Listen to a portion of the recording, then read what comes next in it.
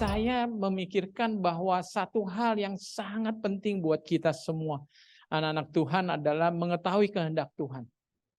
Di dalam firman-Nya, di dalam kitab Daniel 12 ayat yang ketiga dikatakan, those who are wise, mereka yang bijaksana, will shine like the brightness of the heavens. And those who lead many to righteousness like the stars forever and ever.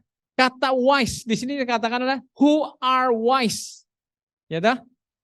Siapa yang bijaksana? Kalau saudara masih ingat, saya sering berulang-ulang mengatakan, apa sih maksudnya orang yang bijaksana? Apakah seperti Salomo? Tapi kalau Salomo dikatakan bijaksana, kok awalnya saja kelihatannya pintar, bijaksana, tetapi di akhir hidupnya kita dengar dia memperistri banyak wanita dari dunia kafir. Bahkan kita dengar bahwa dia mulai membangun kuil-kuil yang diisi oleh berhala-berhala untuk istrinya beribadah. Tetapi lebih buruk lagi, dia ikut beribadah bersama istrinya. Apakah itu yang kita katakan bijaksana? Jadi kalau saudara ingat, orang yang bijaksana adalah apa? Kalau mungkin saya kasih ilustrasi seperti pernah lihat boneka puppet yang dimainkan pakai tali. Pernah ingat? Ya kan ada boneka-boneka tuh yang kecil, terus ada pemainnya, tangannya si boneka, kakinya ada talinya, terus digerak-gerakin gini kan ya. Tapi mungkin tidak exactly karena memang kita ini bukan boneka. Yang seperti itu Tuhan mainkan sesuai keinginannya sendiri. Oh, tidak demikian. Bedanya adalah kita seperti boneka yang tanpa tali. Tetapi yang mempunyai kendali kepada diri sendiri. Nah, kapan kita dibilang menjadi wise adalah pada waktu kita betul-betul terhubung dan selalu mau menurut apapun petunjuk Tuhan di dalam kehidupan kita. Saudara bisa bayangkan? Itu adalah orang yang bijaksana. Jadi orang bijaksana itu bukan orang yang pintar, IQ-nya berapa, orang yang kaya dan segala macam. Bukan, saudara. Orang yang bijaksana adalah yang selalu mengetahui kehendak Tuhan dan mau menurutnya. Karena siapa yang lebih bijaksana selain daripada Tuhan? Jadi pelajaran penting pertama adalah bahwa agar firman Tuhan bisa terwujud dalam hidup saya dan saudara, menjadi sebagai bintang yang selalu bercahaya. Coba dikatakan the brightness of the heavens, luar biasa. Jadi bagaimana kita sebagai anak Tuhan, khususnya di dalam krisis, bisa tetap menjadi bintang yang bercahaya. Sehingga orang mata yang memandang melihat, aduh aku iri sama kamu. Kok bisa ya kamu ya dalam segala keadaan, seharusnya kamu sudah jatuh, sudah kecewa, bahkan mungkin kamu boleh ngambek sama Tuhan, kan begitu kalau orang bilang. Tapi kok saya lihat wajahmu selalu ceria, penuh dengan sukacita. Dan selalu saya dengar kalimat-kalimat kata-kata yang keluar dari bibirmu itu selalu kata-kata penuh syukur, pujian kepada Tuhan dan berkat kepada sesama manusia. Itu luar biasa. Be a star on crisis. Kalau saya bilang lagi, kenapa Tuhan bilang be a star? Kenapa enggak be like a candle? Karena kalau saya lihat candle lilin itu kan masih di bumi. Kalau ada angin puyuh, kencang banget. Mungkin bukan hanya apinya yang mati, lilinnya juga entah hilang kemana. Betul kan? Tapi Tuhan ibaratkan kita tuh star. Star itu di langit. Mau terjadi gempa bumi, mau terjadi kabut apa, star tetap bercahaya. Amin. Mana ada kalau mendung, bintang gak bercahaya. Yang ada mata saudara yang gak lihat dengan saya. Tertutup kabut. Bintang itu selalu bercahaya. Matahari menurut ilmu pengetahuan ternyata adalah salah satu bintang. Betul? Bintang yang besar. Dan pernahkah matahari berhenti bercahaya? Mungkin kalau di sini kita malam hari, kita matahari hilang. Coba telepon sama teman yang ada di belahan bumi lain. Lihat, mataharinya bersinar gak? Bersinar kok matahari. Jadi matahari itu tidak pernah berhenti bercahaya. Menjadi berkat bagi seluruh manusia. Jadi saudara coba camkan. Ini yang Tuhan mau di dalam masing-masing kita sebagai anak-anak Tuhan. Menjadi apa? Seperti bintang. Ya. Khususnya bintang di dalam segala cuaca, termasuk di dalam krisis. Belum lama gonjang-ganjing di sosmed selalu ada dibahas mengenai krisis yang akan melanda tahun 2023. Belum lama berita 20.000 pegawai di PHK di Jawa Tengah. Dan terus. Bahkan dari luar negeri ya, Microsoft, Facebook, sebuah mulai melakukan PHK.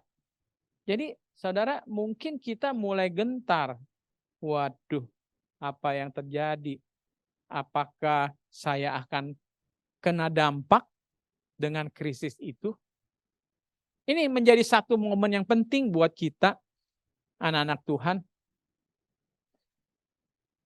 untuk siap menghadapi krisis yang akan datang. Ya, cepat atau lambat, Alkitab sudah menubuatkan bahwa dunia ini akan mengalami satu krisis yang besar. Dan saudara, kata krisis rupanya dalam bahasa Greka artinya adalah a decisive moment. Satu momen yang sangat menentukan. Betul sekali. Krisis di dalam hidup saya dan saudara itu adalah seperti persimpangan jalan. Apakah saudara akan makin bersyukur kepada Tuhan? Saudara menjadi semakin bercahaya, semakin kuat, atau sebaliknya, saudara semakin jauh dari Tuhan, bersungut, saudara makin meredup, bahkan saudara akan layu. Jadi krisis itu adalah memang sebuah decisive moment, sebuah turning point.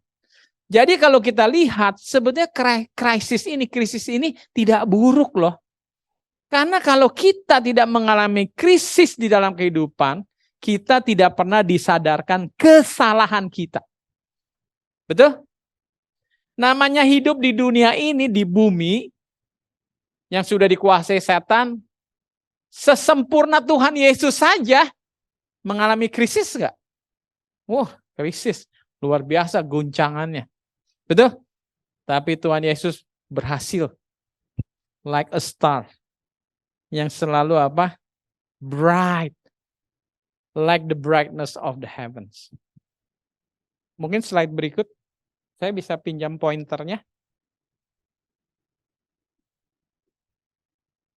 Oke. Jadi yang saya mau bahas sekarang adalah sadari bahwa ada 3 jenis krisis di dalam kehidupan kita. Pertama adalah krisis pribadi.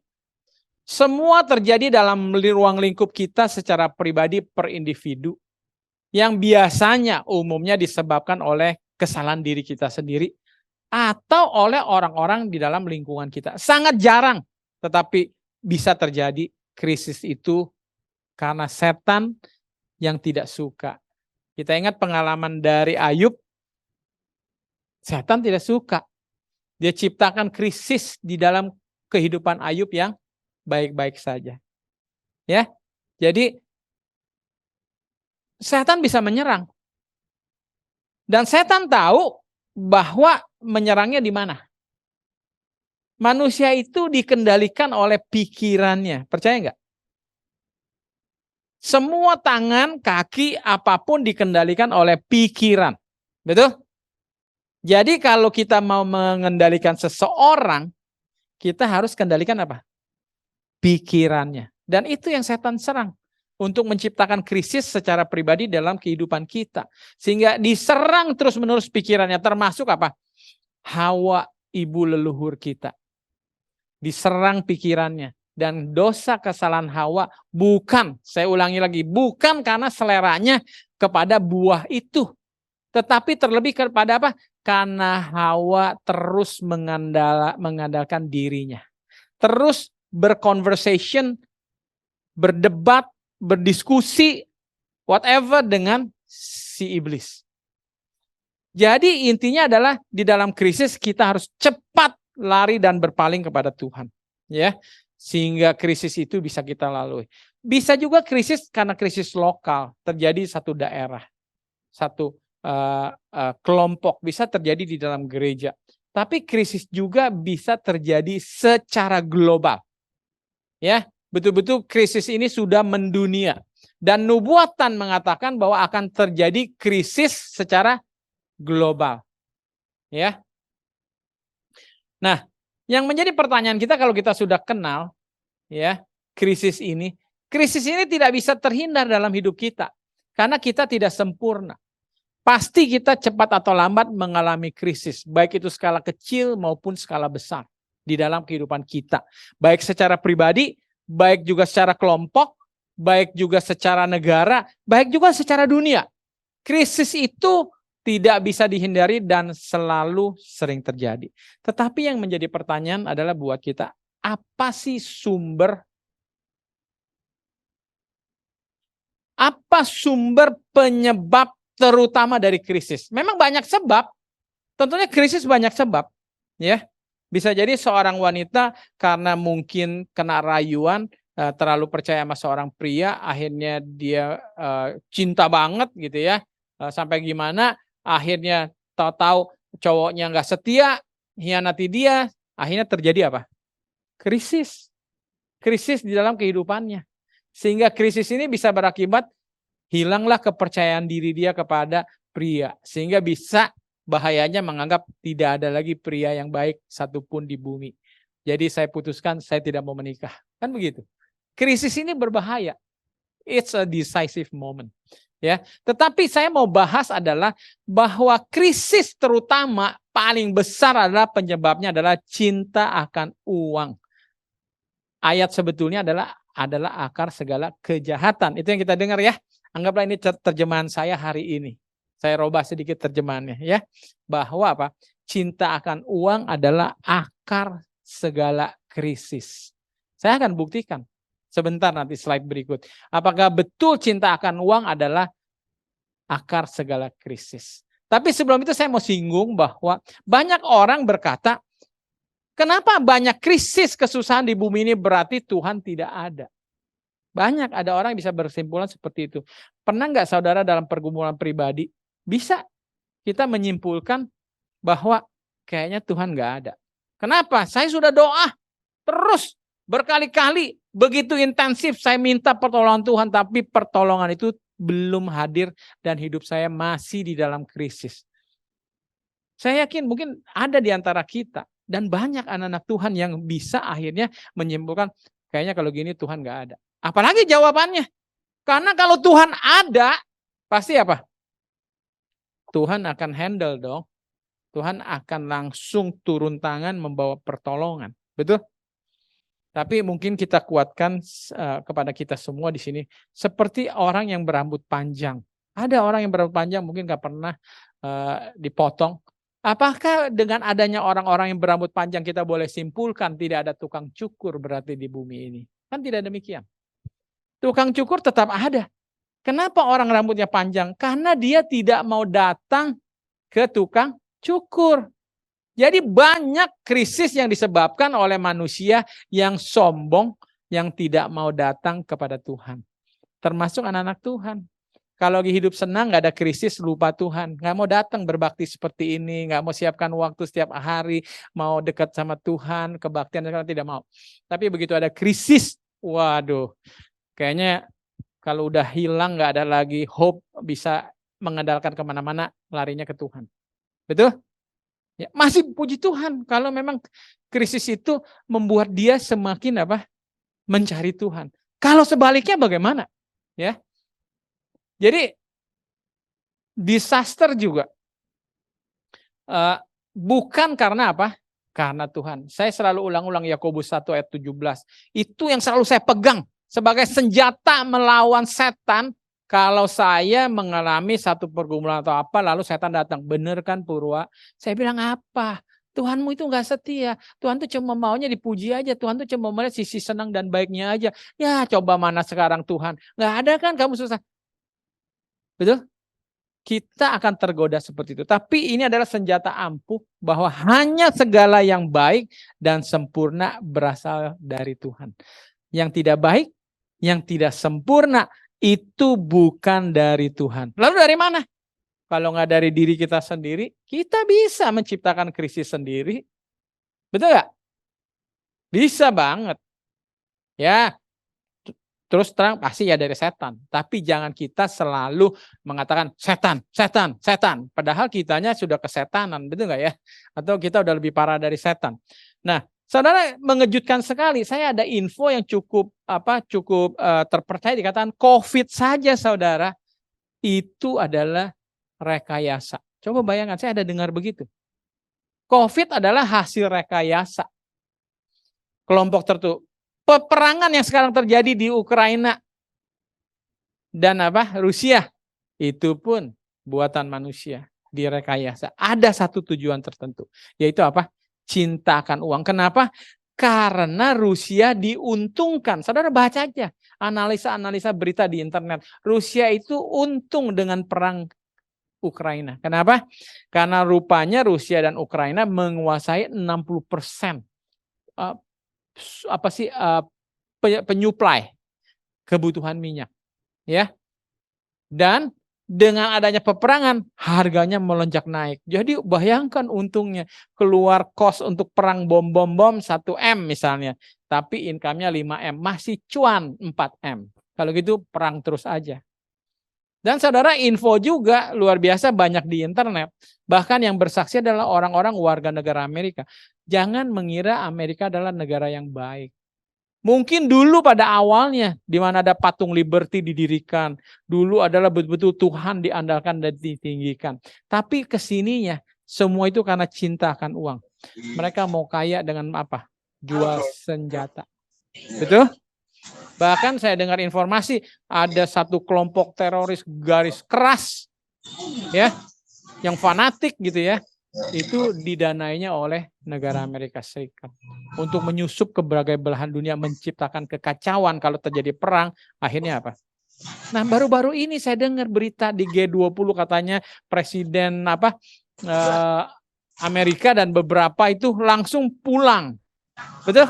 Karena terjadi pemboman jatuh ke Polandia, menewaskan kalau nggak salah 2 orang. Tapi untung Rusia bilang, bukan bom kami. Untung pintar bisa dibuktikan. Itu bukan bom kami. Coba, kalau zaman kuno dulu, mana bisa kalau ini dibom, saudara bisa buktikan ini bom buatan mana. Susah, udah hancur semua. Tapi hebatnya, sehingga tidak didebati. Bahkan diakui oleh Presiden Amerika. Betul, bukan dari Rusia. Tapi yang menjadi pertanyaan sampai sekarang masih mau diselidiki. Dari mana, saudara? Asalnya kan begitu. Jadi dunia ini udah begitu kotor karena cinta akan uang, ya.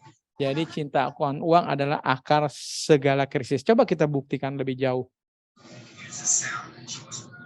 Oke. Krisis ini, cinta akan uang ini dimulai dari keluarga rumah tangga. Ya, mungkin kayak keluarga Renner sama anak saya dan keluarga Brian, ya. Bagaimana cinta akan uang melanda, menyusup kepada rumah tangga. Sekarang betapa banyak kalau mau disurvei, berapakah prioritasnya?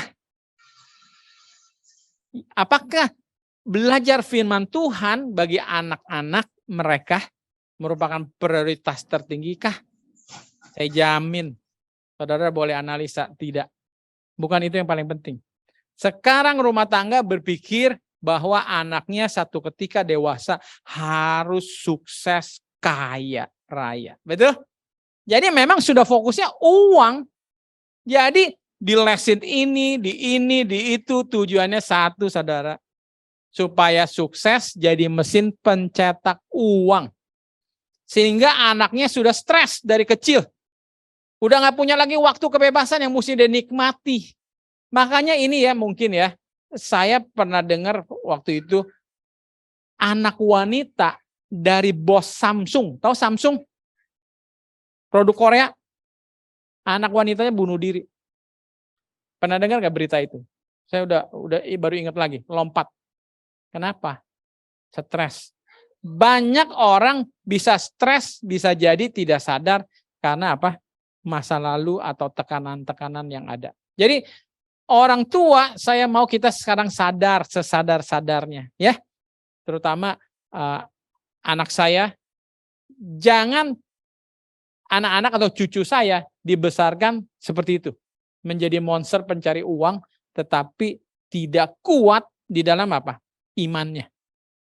Karena yang sesungguhnya keberhasilan seseorang itu, daya tahan seseorang itu, saudara, apa? Iman. Buktinya Yusuf. Kalau saudara percaya, Yusuf itu bukti nyata. Bagaimana seorang anak muda walaupun hidup mengalami berbagai-bagai kesulitan, tetapi karena imannya dia masih bertahan. Dan sukses akhirnya, luar biasa. Ya. Jadi ini perlu menyadari bagi orang tua. Ayo, jangan cintakan uang melalui anak kita sehingga akhirnya menimbulkan krisis. Krisis dalam keluarga, krisis dalam pribadi anak itu. Betul? Akhirnya bisa krisis juga dibawa secara global ke kantor, bisa. Anak yang sudah dididik selalu intinya saya harus sukses, saya harus menghasilkan uang, gaji sekian-sekian. Kalau fokusnya itu, saudara, berbahaya. Dia akan menjadi seorang manusia yang tidak peduli apapun dia akan halalkan. Apapun dia akan labrak. Apapun dia akan korbankan untuk mencapai tujuan itu. Ngeri kan? Dan itu adalah hasil produksi dari rumah tangga sebenarnya. Sehingga ada anak-anak kita yang bisa korupsi, bisa melakukan segala macam kejahatan, termasuk hal-hal yang kita sebutkan tadi. Jual narkoba, nipu orang sini sana, enggak peduli. Ya, saya sampai pernah dengar di rumah sakit, hati-hati. Obat kapsul itu isinya setengah. Karena setengahnya udah dikosongin oleh pekerja-pekerja di dalam. Lalu dikumpulin, dijualin di luar. Ngeri ya. Dan dia nggak bertanggung jawab, nggak peduli. Padahal pasiennya aneh nih, dokter juga mungkin ya, kok nggak baik-baik ya, udah kasih obat gitu. Kenapa? Karena dosis obatnya sudah dikurangi, sudah dikorupsi. Mengerikan sekali kehidupan sekarang ini. Yang tidak yang tidak terpikirkan itu terjadi. Ya.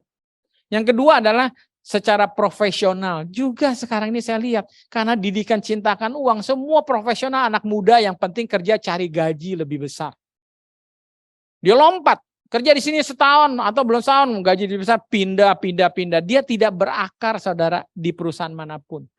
Dan kalau tidak berakar, mana mungkin dia bisa menjadi seorang pentolan pemimpin di dalam satu perusahaan. Ada nggak sih perusahaan yang mau percaya, bos, saya baru kerja 3 bulan, jadiin saya direktur dong bos. Kayaknya mimpi banget. Betul nggak?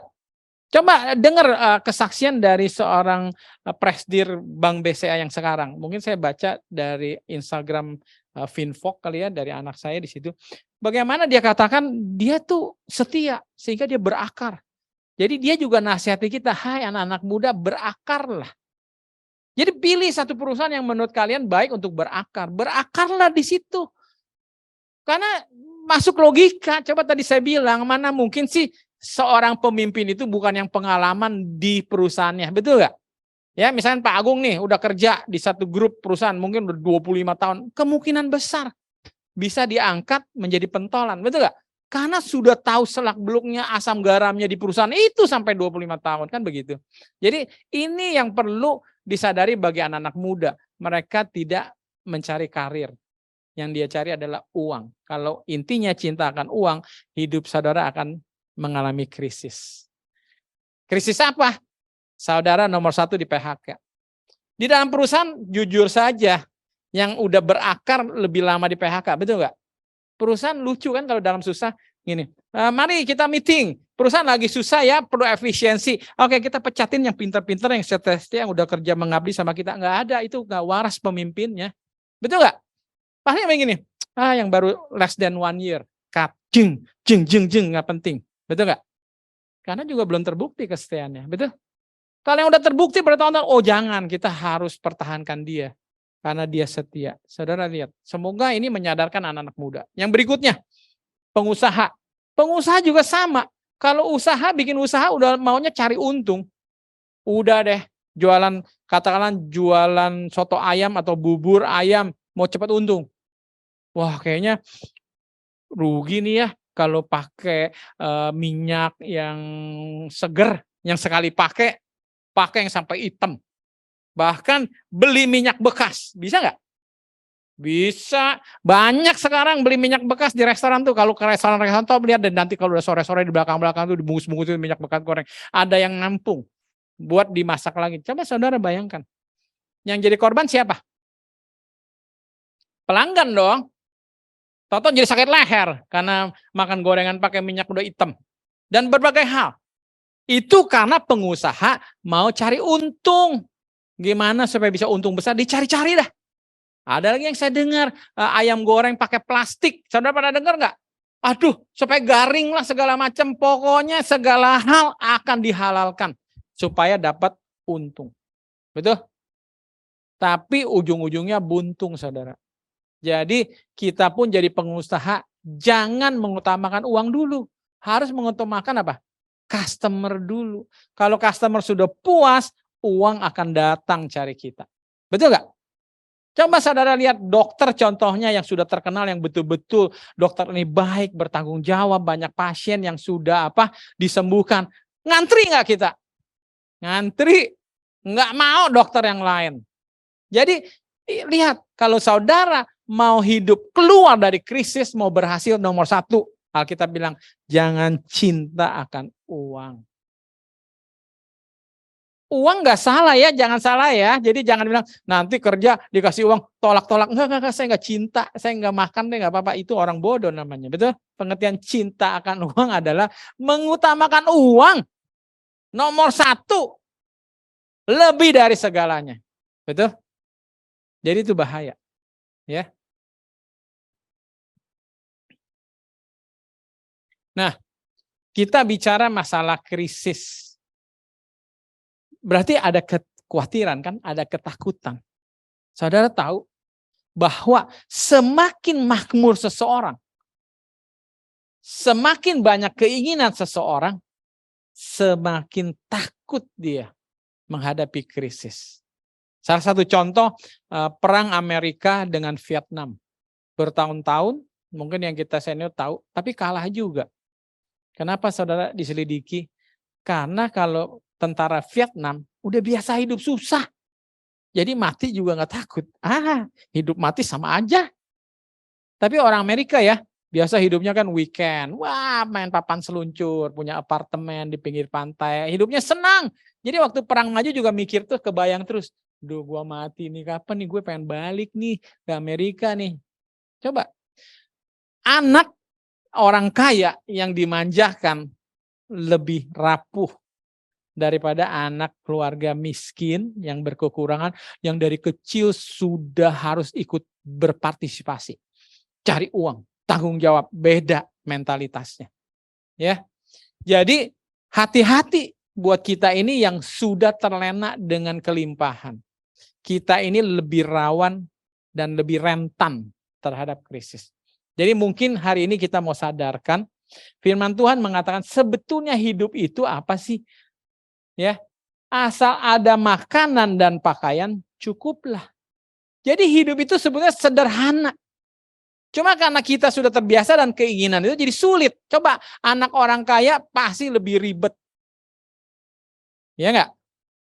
Kalau misalkan mau diajak camping udah tanya ada AC enggak? Camping nanya AC lagi ya kan? Bawa rice cooker enggak? Microwave oven enggak? Udah ribet dah.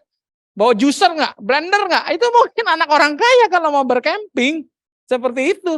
Banyak banget dia punya ini. Jadi sehingga enggak deh, enggak jadi ikut deh. Enggak mau deh, kan begitu. Jadi orang yang biasa makmur ini kita menjadi apa sih? Rapuh banget. Gitu. Enggak tahan dengan kehidupan yang sederhana. Makanya bersyukurlah kalau kita pernah hidup susah. Ya, tapi juga orang yang udah hidup susah, kadang-kadang udah hidup senang juga bisa jadi nggak mau kembali susah, memang nggak apa-apa. Tapi mana nggak daya tahannya kurang ya, itu sangat disayangkan. Tetapi pengalaman itu akan menguatkan kita. Jadi sebetulnya hidup itu sederhana, saudara. Asal ada pakaian dan makanan, betul nggak sih? Coba kita analisa firman Tuhan, benar nggak ya? Apakah enggak? Asal ada mobil dan rumah mewah cukuplah. Tapi enggak ada makanan gitu kan. Bisa enggak hidup enggak ada makanan? Enggak mungkin. Tuhan udah tahu kebutuhan kita cuma pakaian supaya nggak kedinginan, dan makanan supaya bisa menyambung hidup. Jadi hidup itu sebenarnya sederhana, asal ada makanan dan pakaian. Saudara kalau lihat di sini, orang-orang yang kasih donasi-donasi, saya nggak pernah. Coba sini angkat tangan, siapa yang pernah melihat ada gerakan memberikan donasi yang disumbangkan bukan pakaian dan makanan, tetapi adalah mobil, rice cooker, elektronik apa gitu ya, iPhone atau ada nggak? Nggak ada. Karena semua itu adalah keinginan, bukan kebutuhan. Nggak tahu diri kita. Kalau minta ditolong untuk keinginan, minta-minta. Tolong dong, saya pengen beli mobil Mercy, minta dong, tolong dong, bantu. Nggak tahu diri banget kita minta-minta karena keinginan. Betul nggak? Kalau memang karena kebutuhan, ya jelas. Makanya semua donasi itu adalah memberikan pakaian dan makanan. Betul? Karena memang itu yang dibutuhkan manusia supaya nggak kedinginan, ada pakaian. Dan pakaian pun bukan harus branded. Nggak tahu diri juga di sini kalau Jeffrey ngantri pas Amazon. Ada merek Zara nggak? Nggak ada. H&M deh, nggak apa-apa. Merek nggak jadi deh. Wah sombong sekali, betul ya? Iya kan? Yang penting ada makanan dan pakaian. Hidup itu sesederhana itu. Kita yang bikin rumit sebenarnya. Kita yang bikin ribet. Aduh, saya harus ada mobil. Aduh, rumah harus begini. Kita yang bikin ribet karena keinginan kita. Jadi, mari kita kontrol keinginan kita supaya kita lebih siap untuk mengalami krisis. Karena memang kalau krisis secara global bukan kesalahan kita. Ya. Jadi bedakan krisis yang berasal dari Tuhan izinkan di akhir zaman, seperti contohnya waktu zaman Firaun di Mesir, itu kan terjadi krisis. Dikirim berbagai bala. Itu kena semua. Tidak kecuali apa? Anak-anak Tuhan. Tapi kalau krisis buatan manusia, sekelompok orang menderita, sekelompok orang menikmati. Lihat deh, dalam krisis yang ada kita di dunia ini, saudara jangan lihat yang bangkrut-bangkrut, banyak yang tambah kaya. Betul kan? Ya. Oke. Nah, kita kembali lagi perlu dikuatkan dengan firman Tuhan. Di dalam Roma 8 ayat 28 sudah jelas, Tuhan itu nggak pernah berhenti, saudara. Tuhan nggak pernah berhenti mikir. Tuhan nggak pernah berhenti bekerja. Untuk apa? Mendatangkan kebaikan buat kita anak-anaknya. Jadi coba di sini kita bisa nggak percaya? Kalau kita percaya seharusnya kita apa? Tenang dong. Tenang nggak sih selama ini di rumah selama ada? Saya tenang kalau ada istri saya di rumah. Karena apa? Oh, yang masak jelas ada, ya kan? Segala apa-apa disediakan. Karena istri selalu bekerja di rumah untuk mendatangkan kebaikan bagi siapa? Bagi suami dan anak-anak. Jadi kalau kita percaya kepada Tuhan, tidak ada alasan untuk kita khawatir. Ya, God is good, betul-betul God is good. Saudara ingat ini mengenai apa? Tuhan Yesus yang disalibkan. Saudara bayangkan, Tuhan kita itu Tuhan yang bertanggung jawab. Betul. Sebetulnya kalau waktu Hawa jatuh dan Adam, berapa susahnya? Tuhan bilang, ya sudahlah, direlakan aja lah, mati aja. Udah mati aja. Kita bikin baru lagi aja. Adam dan Hawa yang versi kedua. Tapi kita tidak dengar Tuhan bikin Adam dan Hawa versi kedua. Betul? Karena cinta itu sifatnya tidak tergantikan. Seorang suami kalau betul cinta sama istrinya nggak tergantikan. Saudara percaya aja. Bisa nggak? Kalau tergantikan berarti nggak cinta. Kalau saya bilang sama Pak Agung, gimana Ibu Ida dituker aja, ya tuker tambah, pilih, ada katalog. Yang mana? Kalau sampai dia mau dia pilih, itu sudah fakta aja bahwa Pak Agung sebagai suami ternyata tidak mencintai benar, sehingga masih tergantikan. Ini bukan dongeng, saudara. Ini betul-betul fakta secara idealis teori yang memang berdasarkan firman Tuhan. Cuma memang dosa sudah mencemari kita semua sehingga segala sesuatu sudah tidak murni, tidak lagi perfect 100%. Sangat jarang dan langka. Ya. Jadi bagi Tuhan kita, Adam dan Hawa yang walaupun sudah mengkhianati Dia tetap tidak tergantikan. Ini yang saudara mesti bangga. Saudara masing-masing semua tidak tergantikan bagi Tuhan. Purwa di mata Tuhan tidak ada duanya. Semua kita-kita ini tidak ada duanya, luar biasa kan? Sehingga Tuhan rela melakukan segala sesuatu. Untuk apa? Untuk kita. Sempat kita diskusi, coba pikir-pikir, seandainya Hawa saja yang jatuh ke dalam dosa. Adam tidak. Misal ya, ini boleh kita berandai-andai ya. Kalau tidak jatuh ke dalam dosa, Adam. Apakah Tuhan akan begini? Udahlah Adam, dia hibur. Relakanlah, udahlah. Aku bikinin lagi Hawa yang baru deh. Yang lebih kece. Bisa kan? Dia bikin lagi pingsan, nggak salah diambil lagi tulang rusuknya, ya kan? Sebelah lagi, betul nggak? Hawa jatuh lagi lama-lama, Adam nggak punya tulang rusuk. Kan gitu. Karena diciptain terus Hawa baru. Tapi pertanyaannya saudara, yakin percaya enggak? Kalau menurut saya Adam akan menolak. Karena Adam diciptakan menurut peta Allah dan sempurna adanya. Saya bicara agak lebih nyantai ya, karena ada yang kasih tahu saya terlalu keras kah? Saya mulai agak semangat nih, tolong dimaafkan ya. Jadi maksud saya tuh tidak ada yang gimana saya bilangnya? Bagi Tuhan itu semua tidak tergantikan, termasuk bagi Adam. Yang pada waktu itu diciptakan dengan sempurna. Hawa itu satu-satunya yang Adam mau. Pernah nggak sih saudara jadi orang tua mengalami anak nangis? Nangis berat. Kita mainannya hilang, kita ganti yang lain. Dia nggak mau. Dia bilang, saya nggak mau yang lain, saya mau yang itu. Pernah dengar nggak? Pernah nggak? Saya pernah dengar seperti itu. Jadi itu sifatnya. Jadi saudara, Tuhan kita itu Tuhan yang bertanggung jawab. Untuk satu orang pun. Seandainya Hawa saja. Karena kalau Hawa yang jatuh dan Adam tidak, pasti nggak ada keturunan yang jatuh dong. Betul? Nggak ada anak-anaknya. Berarti hanya untuk Hawa saja dong. Pertanyaan saya, Tuhan mau mati nggak untuk Hawa saja? Itu satu pertanyaan besar. Dan Tuhan sudah berfirman. Tuhan Yesus bilang, kalau juga ada 100 domba, satu hilang, yang 99 ditinggalkan. Mungkin sulit buat kita mengerti, tapi saya sebagai orang tua yang sudah punya anak 4, saya bisa mengerti. Saya mau tanya, kalau ada satu anak saya terperangkap di mana kesulitan dan dalam bahaya, apakah saya sama Ibu Lis, sama istri saya bilang, udahlah kita relakan aja, karena anak ada 4, masih sisa 3 kan, kalau satu mati, udah biarin aja relain. Kamu mau berapa, masih kita bisa bikin lagi kan penggantinya. Cilaka saudara kalau ada orang tua berpikir seperti itu, betul? Walaupun satu anaknya dan masih ada 3 di rumah, dia akan selamatkan. Coba saya lihat angkat tangan orang tua di sini. Des, setuju nggak? Setuju nggak kira-kira? Atau ragu? Hati-hati Theo. Enggak ya, cuma mungkin setuju. Jadi saya rasa kita bisa percaya kalau Tuhan pun akan rela mati untuk satu orang pun. Nah, bagaimana kita memiliki Tuhan yang seperti itu, kok masih takut? Kok masih ragu? Kan begitu ceritanya.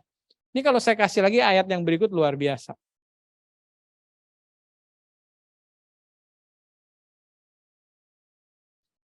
Dalam Roma 8:31. Sebab itu apakah yang akan kita katakan tentang semuanya itu? Jika Allah di pihak kita, siapakah yang akan melawan kita?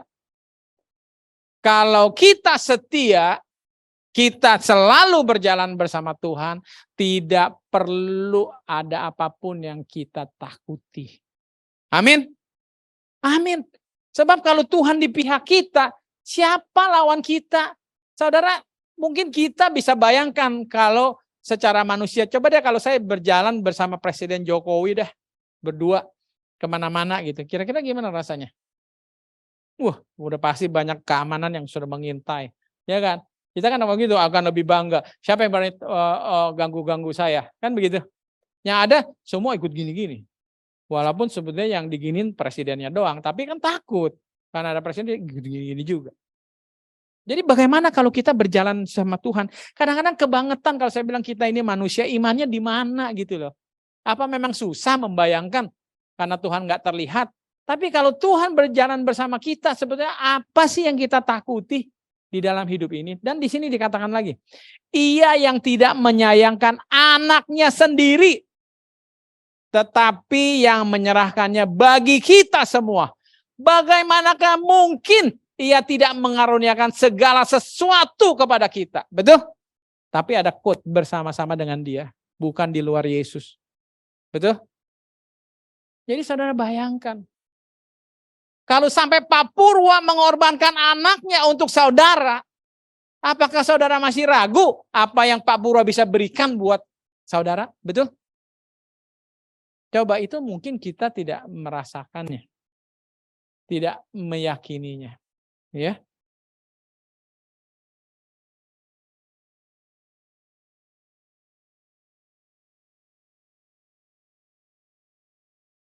Oke. Saya mau share ini juga supaya menguatkan kita. Saudara lihat di sini adalah gambar sebatang pohon.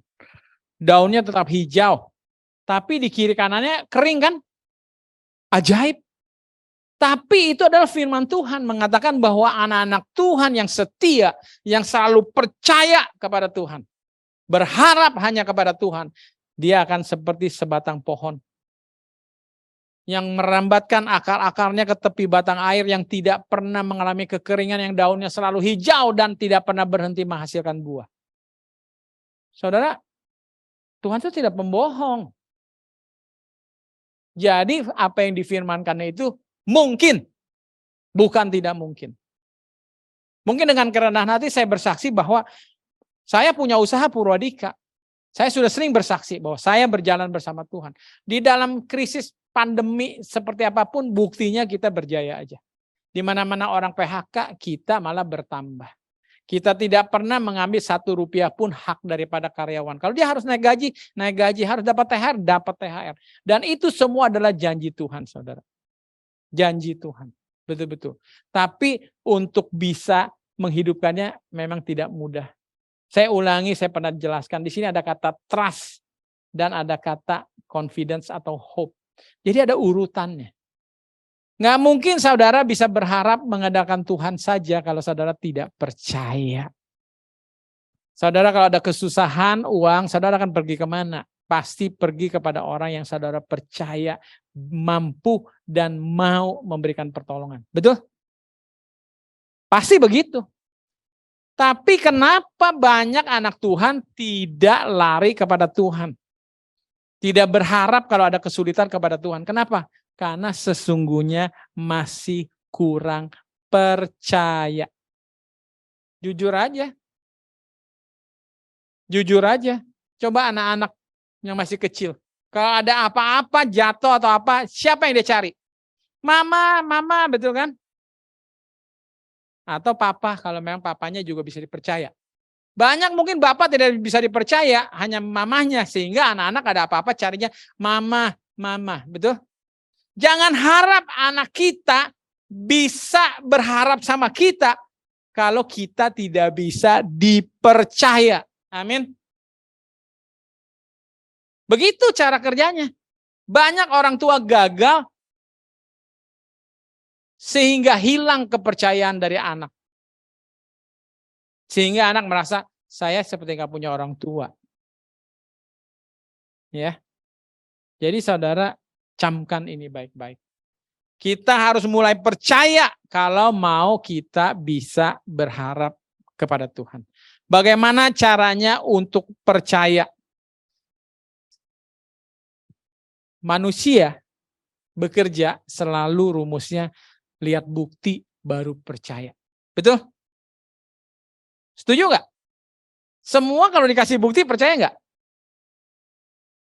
Jeff, di dompet saya ada 1 juta loh. Kamu ya mungkin lah Jeffrey percaya sama saya mungkin ya. Tapi kita ngomong yang lain deh.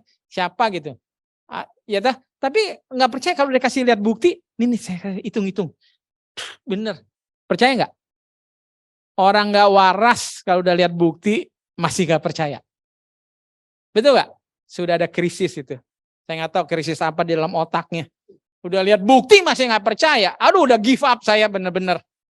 Bener-bener give up saya kalau udah ada bukti nggak percaya. Jadi bagaimana mengakalinya supaya saudara bisa tambah percaya. Kita harus sering melihat bukti pertolongan Tuhan. Betul nggak? Setuju nggak? Kalau banyak lihat bukti pertolongan Tuhan, kita akan semakin percaya. Oleh karena itu dari sekarang kita harus mempertahankan iman kita sama Tuhan. Supaya Tuhan punya kesempatan menunjukkan bukti sama kita. Betul? Kalau sekarang saya mengimani hari Sabat. Jangan saudara terima pekerjaan yang melanggar hari Sabat. Itu bagian dari iman. Tapi mungkin kita menyerah kan. Tapi gajinya lumayan gede. Tuhan kan Maha Pengampun dan segala. Saudara tidak akan bertumbuh di dalam percaya Tuhan. Kalau saudara berani berdiri karena Tuhan seperti Sadrak, Mesak, Abednego, itu percaya imannya udah pasti luar biasa setelah mengalami bukti. Ya kan? Kita kan lihat kisahnya di firman. Saya percaya Tuhan sanggup meluputkan saya dari api. Tapi sekalipun tidak, betul kan? Lalu memang dilempar betul-betul ke api, ternyata tidak terbakar. Menurut saudara percaya nggak bahwa Sadrak, Mesak, dan Abednego iman percayanya bertambah full tank, Paul? Percaya nggak? Percaya? Tapi kalau kita belum tentu, walaupun kita percaya itu terjadi, belum tentu, karena kita bisa berpikir gini, itu kan karena Sadrak, Mesak, Abednego. Tapi kalau dengan saya, apakah juga terjadi sama? Kan begitu kita. Tapi saudara harus makanya mengalaminya sendiri, baru kita bisa apa? Percaya. Ya, ini pelajaran yang simpel. Tanpa bukti nggak mungkin kita bisa percaya. Makanya kenapa saya juga bertambah percaya saya. Saudara lihat, saya bertambah percaya sama Tuhan. Kenapa? Karena saya udah terlalu banyak, sering membuktikannya dalam hidup saya. Betul? Makanya saya percaya. Tapi saya nggak bisa bagi percaya saya, nggak bisa ditransfer sama Jeffrey supaya kamu percayanya juga kuat seperti Sadrak, Mesak, Abednego. Tidak bisa. Semua harus membangunnya secara pribadi. Ya. Dan ini mungkin ayat saya terima dari omanya istri saya. Begitu saya dengar itu ayat, saya suka itu ayat. Dan saya pelajari dan saya hidupkan terus. Dan luar biasa saudara. Kenapa Tuhan mengibaratkan sebagai sebatang pohon? Karena pohon itu tumbuh ke tiga arah. Pertama ke akarnya, kedua ke atas, ketiga ke samping gitu, akhirnya berbuah. Itu prosesnya pertumbuhan ke tiga arah. Harus ke bawah dulu. Kalau pohon tumbuhnya ke atas dulu dan langsung ke samping, kayak kita mah orang yang kayak cepet nih OKB. Wah, runtuhnya cepet juga. Betul gak? Nggak langgeng, rapuh. Harta yang kita terima, kita cari dengan cara tidak halal, orang yang gampang kaya, korupsi dan sebagainya, tidak akan tahan lama. Orang yang kaya dari judi, tidak akan tahan lama, percaya saya. Tapi kalau orang yang memang berakar, dia bekerja, jadi Tuhan juga mau apa? Carilah dahulu kerajaan surga. Matius 6 ayat 33. Kalau kita sudah berakar di dalam Tuhan, ini akan seperti ini. Jadi tolong saudara jangan mengartikan berkat Tuhan itu selalu dengan materi. Bisa jadi hidup saudara kecukupan, tapi berkat bagi orang itu bukan hanya materi. Kadang-kadang kekuatan, ya teladan kehidupan, pertolongan waktu. Saya pernah bahas bahwa yang pemberian terbesar adalah waktu. Saudara mesti bersyukur kalau ada orang yang pada waktu saudara susah, dia banyak meluangkan waktu untuk saudara. Harus lebih menghargai daripada orang yang cuma kasih uang. Perlu berapa? Ini saya kasih. Tapi saya nggak sempat untuk kamu. Betul? Saudara coba bayangkan itu. Ya. Nah ini saya mau singgung mengenai peranan gereja. Karena gereja itu sudah mengalami krisis. Dari apa yang saya dengar dan saya lihat. Seharusnya gereja juga seperti sebatang pohon ini. Betul nggak? Menjadi sumber berkat bagi semua orang. Terutama juga untuk umat-umatnya. Saudara setuju nggak? Masa kita individu Tuhan maunya jadi seperti sebatang pohon ini yang tidak pernah berhenti berbuah, yang menjadi sumber berkat bagi banyak orang. Tapi gereja tidak. Bagaimana tuh? Bagaimana? Tidak mungkin. Banyak gereja sudah tidak berfungsi seperti itu. Saya dengar ada orang kaya setia memberikan perpuluhan dan persembahan, begitu dia bangkrut, gereja lepas tangan.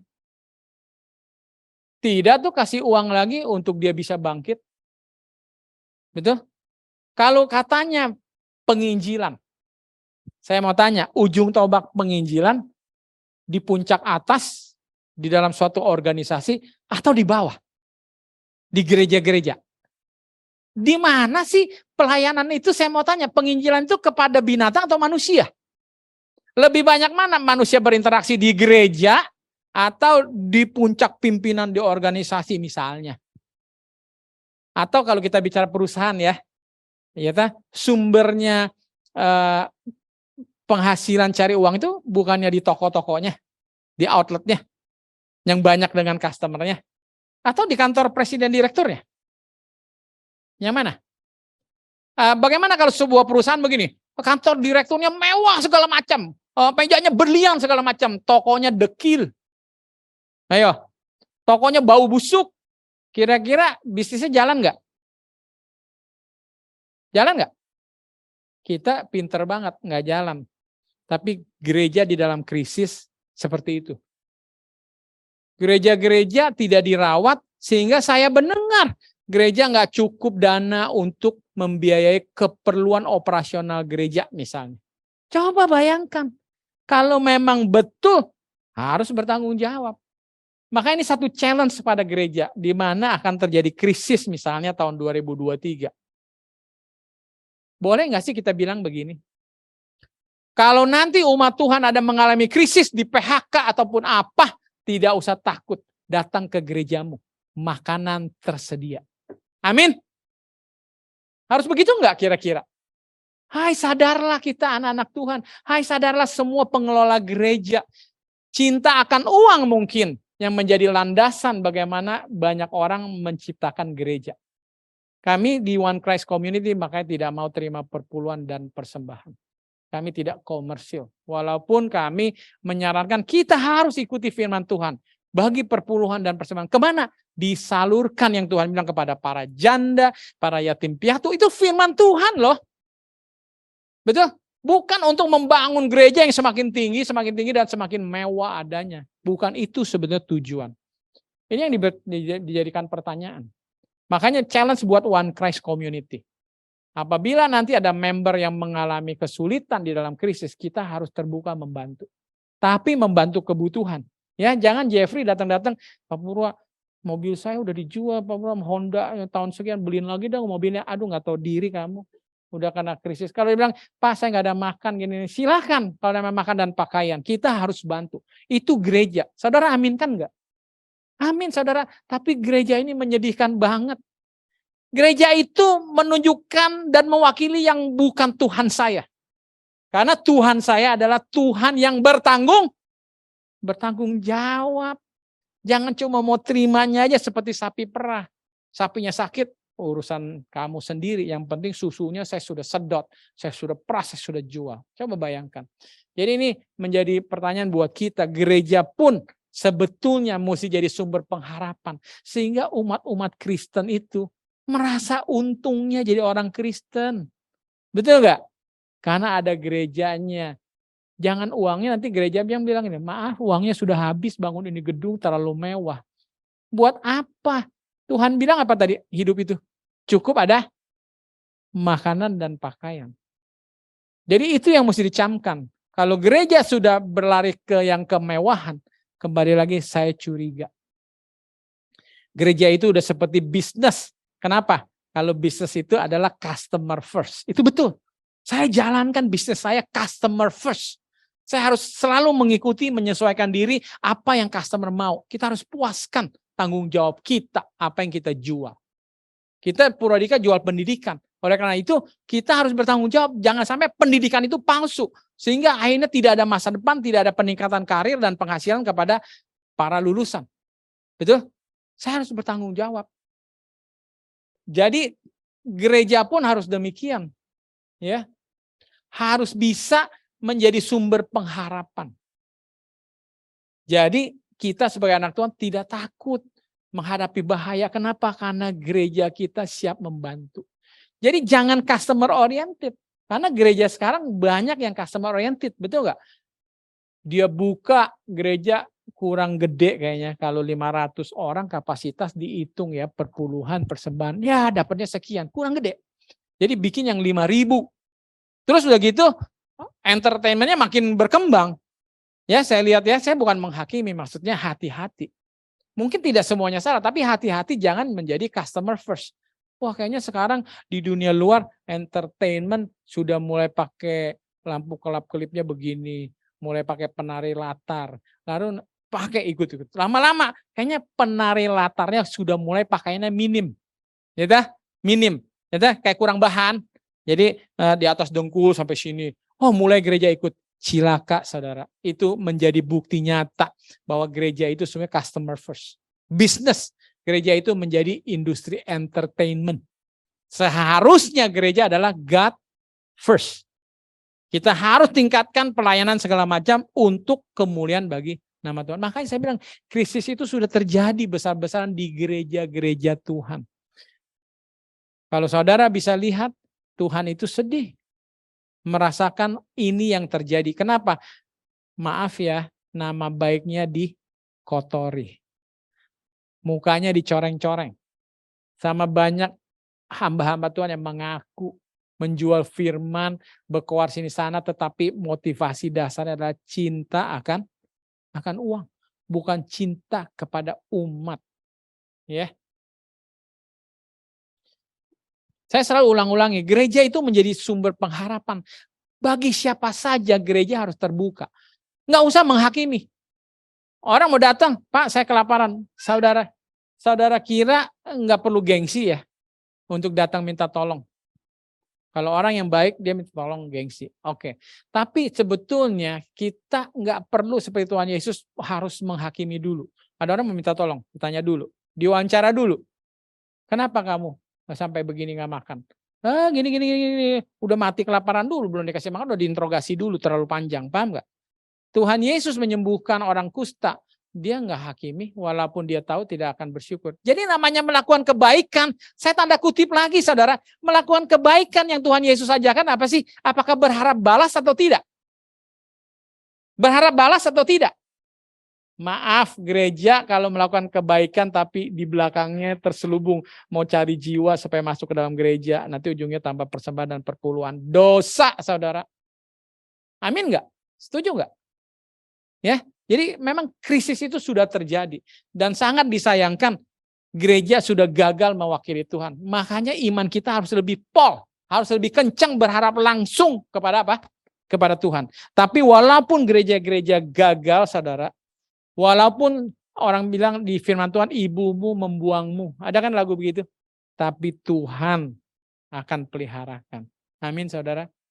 Dan kita sebagai anak Tuhan di One Christ Community harus mewakili Tuhan kita yang betul-betul bertanggung jawab dan peduli mengasihi sesama kita. Ini krisis tuh, mungkin saya percepat, memang kita mulainya sudah telat, saya tidak perhatikan tadi. Yang penting dari pengalaman di sini saudara, Yusuf yang sudah mengalami berbagai, aduh kalau saudara bayangkan sulit loh, nggak gampang jadi Yusuf. Tapi lihat jadinya seperti apa setelah Yusuf berhasil. Iman yang luar biasa, yang penuh kasih dan percaya kepada Tuhan. Dia sampai bisa bilang, udah bukan salah-salah kamu lah. Saudara-saudaraku yang menjual aku jadi budak, bukan lah. Tapi memang Tuhan punya rencana. Supaya aku menjadi penolong bagi kamu dan banyak orang. Itu luar biasa. Ya, jadi krisis bisa membuat iman kita bertambah besar. Lalu bangsa Israel, saudara tahu terperangkap waktu dikejar Firaun. Mungkin saya pernah sampaikan. Musa dituntun diarahkan Tuhan membawa bangsa Israel itu keluar dari Mesir. Tahu dibawa kemana? Dibawa ke tempat buntu. Depannya Laut Merah, kiri kanan gunung. Belakangnya pasukan berkuda tuh. Gemuruh banget Firaun. Sampai mungkin para jenderal Firaun tertawa terbahak-bahak. Tuhannya Israel Tuhan yang bodoh. Masa dibawa ke tempat buntu? Habis kita habisi, betul nggak? Ke tempat buntu. Seringkali dalam hidup kita juga gitu. Kita seakan-akan merasa kok buntu. Kenapa saudara? Tuhan mau tunjukkan kepada Firaun kepada kita yang sekarang hidup di dunia ini, bahwa apa? Tidak ada yang mustahil bagi Tuhan. Amin.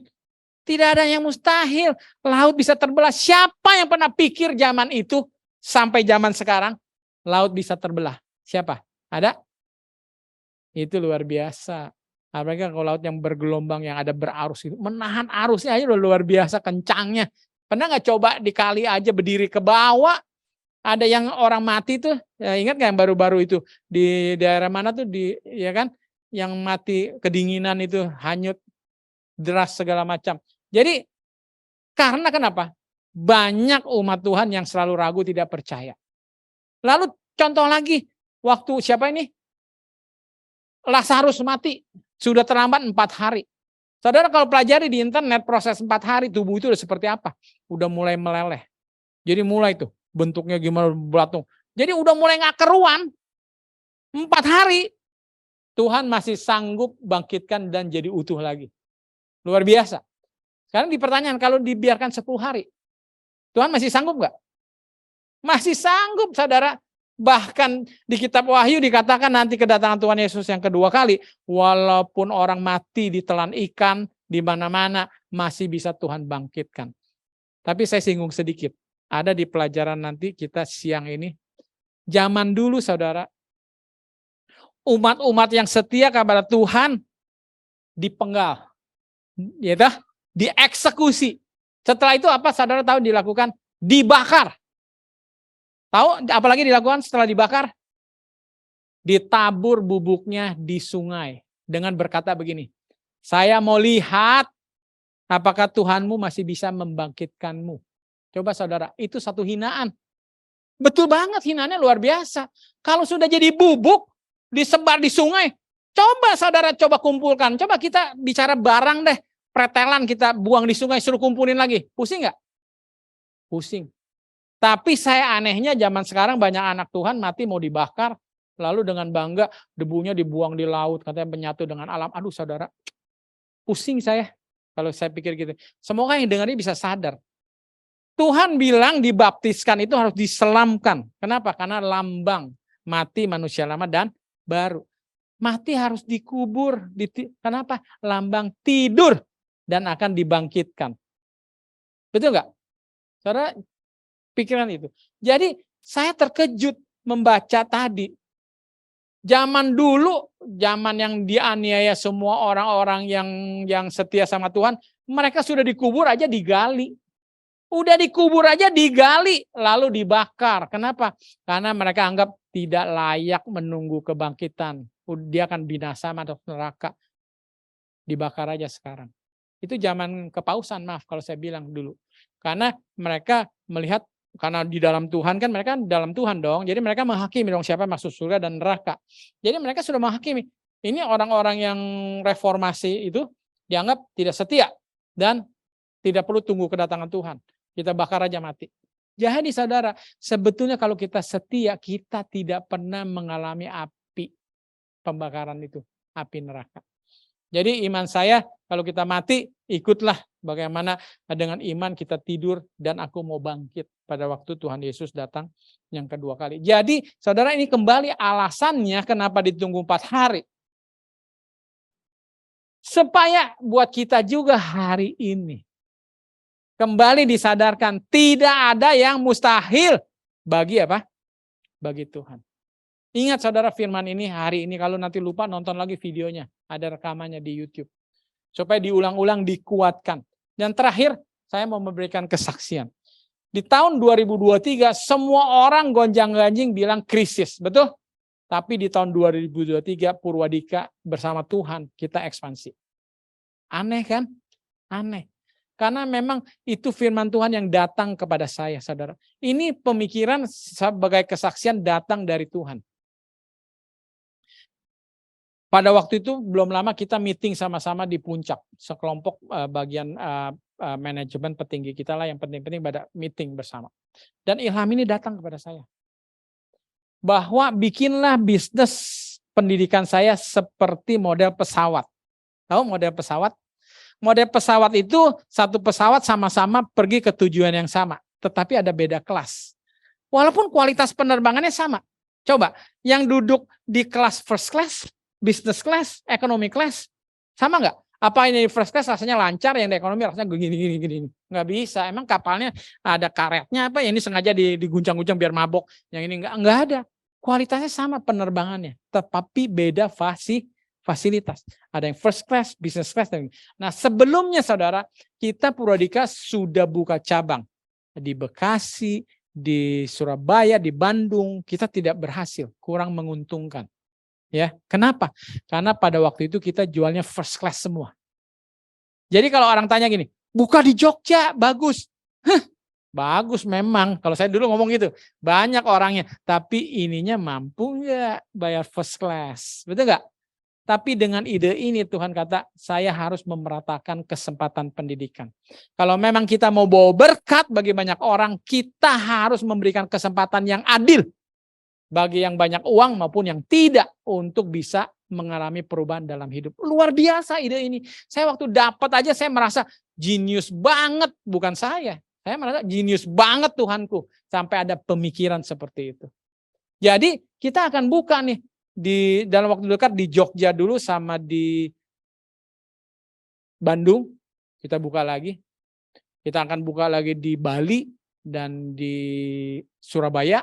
Kita akan buka lagi di Medan dan di Makassar. Coba bayangkan itu baru target sementara, 6. Dan semua ini saya saksikan karena berjalan bersama Tuhan. Saya kenapa bersemangat dan tidak takut? Karena perintahnya dari Tuhan, saya nggak ada tanya-tanya. Mau krisis, mau apa, saya jalanin aja.